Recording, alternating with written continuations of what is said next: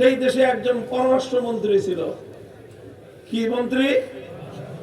পররাষ্ট্রমন্ত্রী ছিল। Suit boot পরে থাকতো এবং খুব আন্তর্জাতিক ভাবে উচ্চ অনেক বড় বড় সংস্থায় চাকরি করে বাংলাদেশে আসছিল পররাষ্ট্রমন্ত্রী। তিনি পার্শ্ববর্তী দেশ ভারতের সাথে আমাদের দেশের তুলনা করতে গিয়ে বলছিলেন, ভারতের সাথে আমার দেশের সম্পর্ক হলো স্বামী স্ত্রীর মতো। মনে আছে আপনাদের কথা?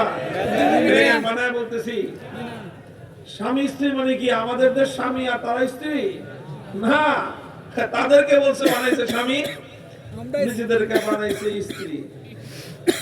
এরপরে নিজেই বলছে স্ত্রী যেরকম স্বামীরে দিয়ে যায় খালি সারা জীবন খালি সার্ভিস দিয়ে যায়, আমরা আমাদের এই দেশটাই বানাইছি তাদেরকে সার্ভিস দেওয়ার জন্য।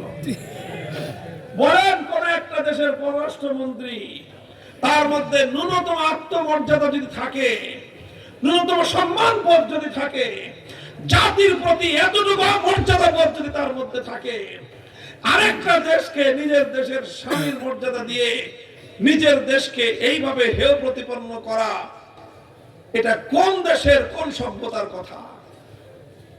এইভাবে মর্যাদা জলাঞ্জলি দিয়ে, সম্মান জলাঞ্জলি দিয়ে তাদের দিকে তাকায় থাকতো।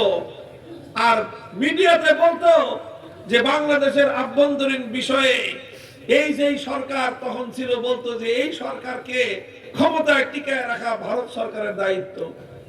এই কথা বলছিল।